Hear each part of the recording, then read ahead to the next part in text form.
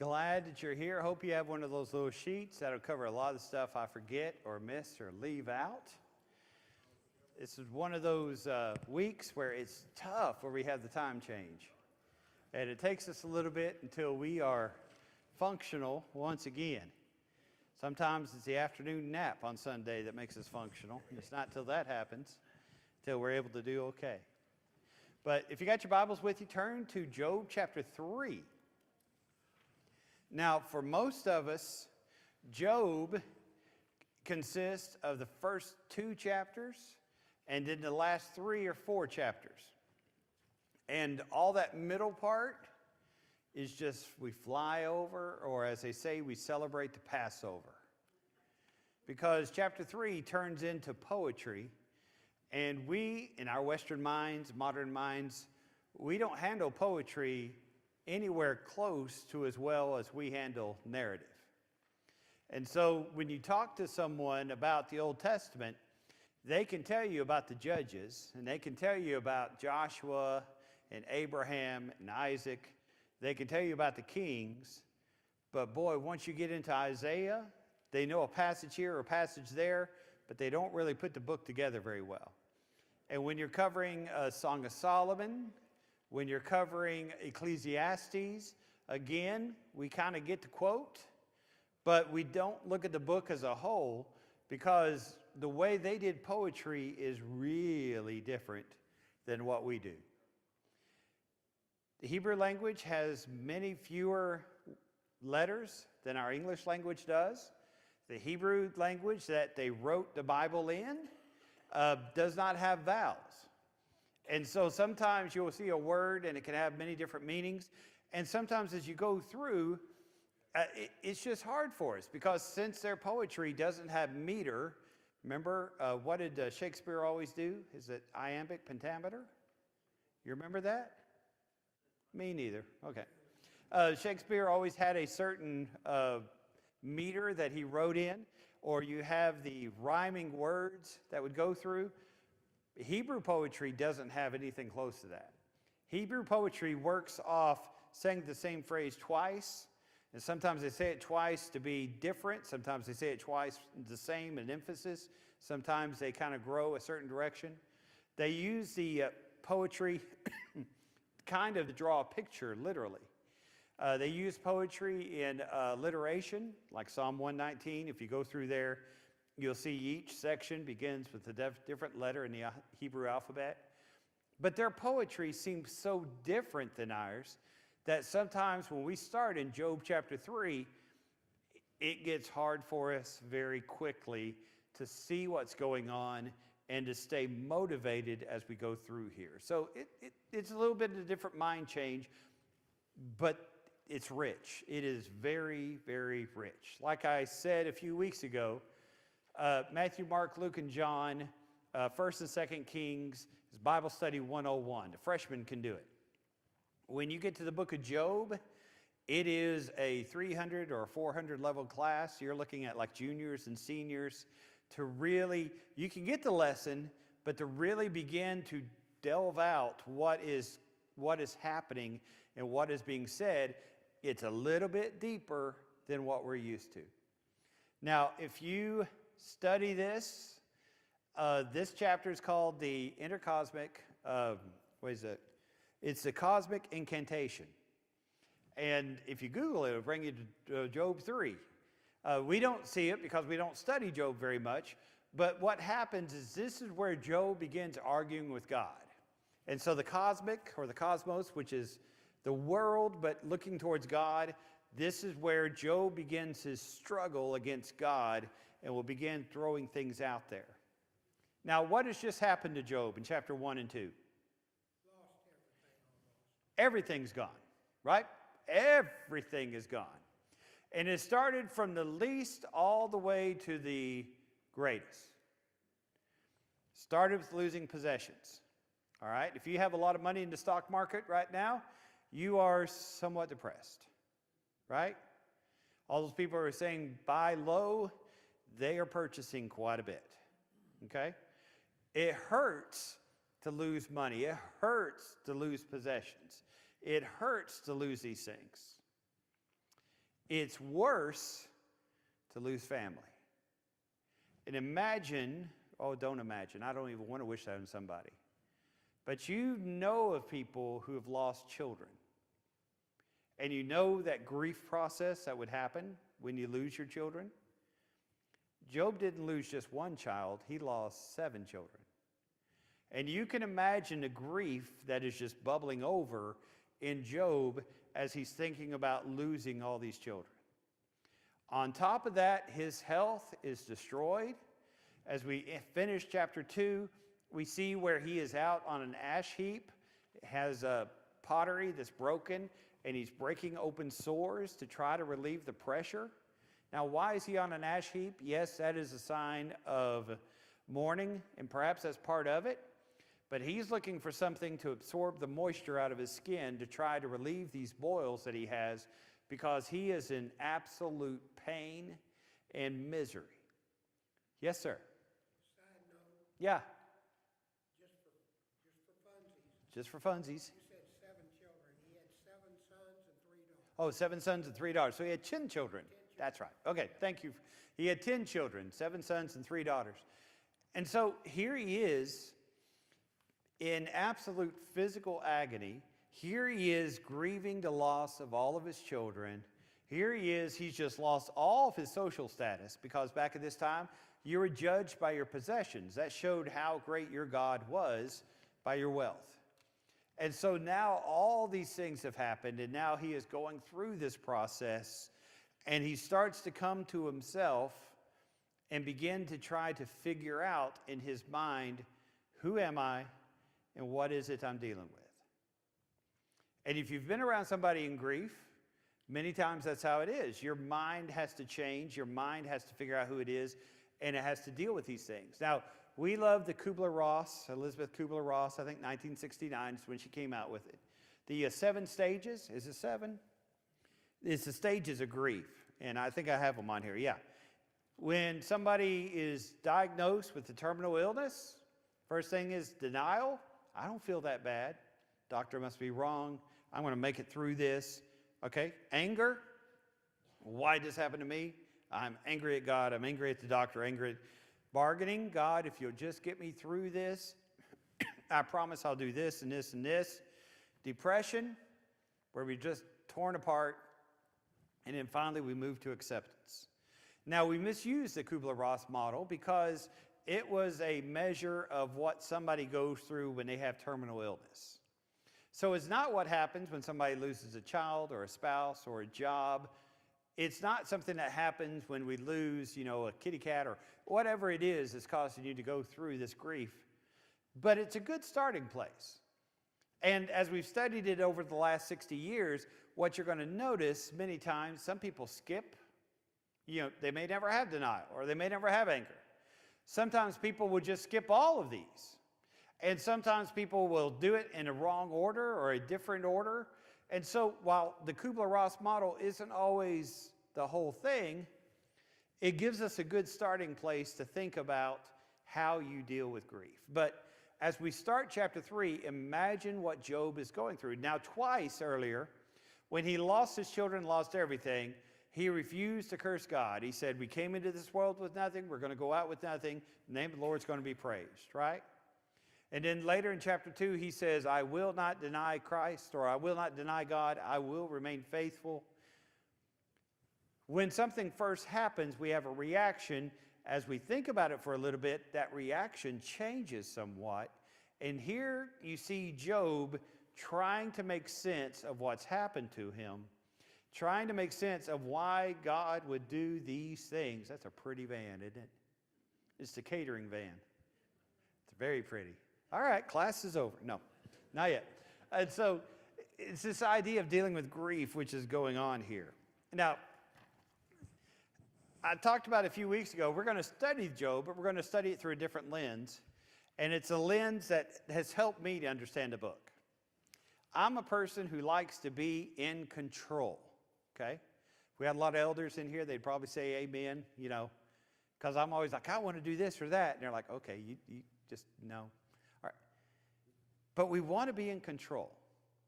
And so In order to be in control, we try to control the circumstances, don't we? All right? My wife, Rhonda, used to always say, you are a helicopter parent. Because I would know every day, okay, what are my kids doing, where are they going, and why? And I would check on them, and half the time they would more or less respond, I'm 25, leave me alone. And I'm like, no, you're still 7. I know, I feel like you're still 7. And so I would try to control everything that goes on. You don't still do that, do you, Hesta? Yours are 70 and you're still working on it. All right, okay. That's why Doug behaves, right? Philip and Billy. We control. You love your kids, you want to control them, okay? We, in our body, we've learned to have a better body. You control your body. So you watch what you eat, you exercise properly, you get sleep, not last night, but usually you get enough sleep, right? We want to control our government. And so because of that, we vote. Because of that, we will work on donating perhaps or whatever it may be. We just need to control our world around us. Are you in control? The older you get, the more you realize you're not the person who's in control.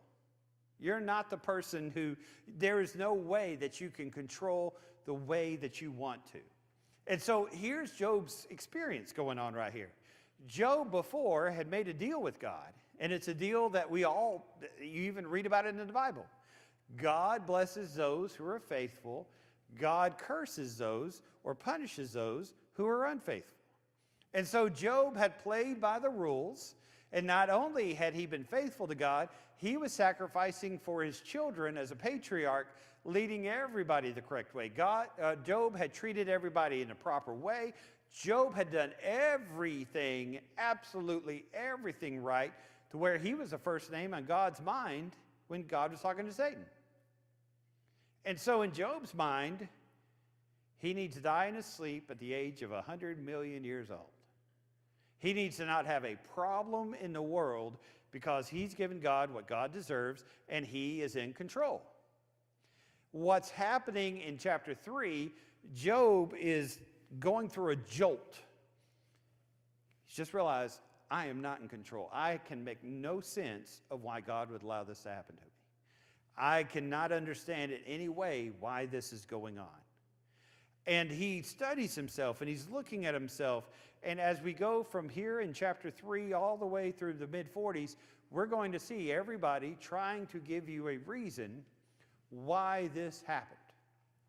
And some of it's going to be Job, much of it's going to be his friends, but everybody wants to be in control here because they've never seen what's happening in heaven. They did not see the argument between Satan and God, and so they're trying to make sense of it because we just feel the need to be in control. And that's really what the book of Job's about. Now, theologians call it God's sovereignty, and they say that's what it's about, but it's about being in control. Who can be in charge? What you got, Mike? Yeah.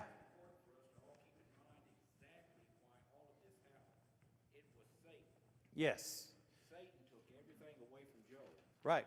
And therefore, maybe in a way, we can fast forward to today, because today, and you mentioned in one of your sermons 2 or 3 weeks ago, why do bad things happen to God's people? Well, my question to that is it Satan even today? And I think so, yeah. Yeah. You always have to remember it's Satan who did this. Yeah. But a lot of times we say, why did God do this, or why did God allow this, something like that. But I think it would help us today if we just kept in mind that Satan is what causes a lot of the issues. Yeah. It's Satan that hurts, not God. Yeah, that's true. That's true. And we always have to remember what happened in the first 2 chapters as they're trying to figure out the things that are going on through here. And that's an important thing for us to see. All right, so let's start going through this passage. Let me grab my Bible. Job 3 divides into 3 sections. 1, 2, and 3. And he is trying to regain control by telling God what to do. And he's calling down the cosmic incantation, in other words, a sorcery spell, for those who are into the sorcery stuff, hopefully not too much. he is calling down a spell from God or from anybody he can convince that knows God to more or less end all these things which happened. And so that's a big part of what's going on. So let's look at the first 10 verses. Yeah, I've got enough time. All right. Job opens his mouth, verse 1, curses the day of his birth. Job spoke and said, may the day perish in which I was born, the night in which it was said, a male child is conceived. May that day be darkness. May God above not seek it, nor the light shine upon it. May darkness and the shadow of death claim it. May a cloud settle on it, and may the blackness of the day terrify it. As for the night, may darkness seize it. May it not rejoice among the days of the year. May it not come into the number of the months. Oh, that that night might be barren. May no joyful shout come into it. May those curse it who curse the day, those who are ready to arouse Leviathan. All right, we're going to spend some time in verse 8. Leviathan's a cool dude. Can preachers say that? Leviathan is interesting. We'll put it that way. May the stars of the morning be dark. May it look for light, but have none, and see the dawning of the day, because it did not shut up the doors of my mother's womb, nor hide the sorrow from my eyes. All right, so his first beg towards God is, God, erase my existence. People are judged by their goodness, by their evil, especially in this day. And Job is in misery because of his death. Job is in misery because of his health. Job is in misery because what everybody thinks about him. And he says, God, not just kill me, that'll come later. God, erase. Take away my birthday, burn my birth certificate, make it where nobody even remembers or knows about me.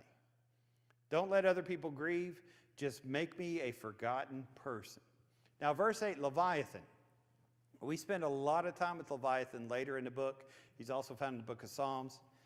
And we spend a lot of time trying to be scientific and look at Leviathan. Is he a crocodile? Is he a dinosaur? He's a sea monster of some sort. And so if you're with Apologetics Press or you're with some of these guys who like to look at dinosaurs or whatever, they focus on Leviathan and Behemoth.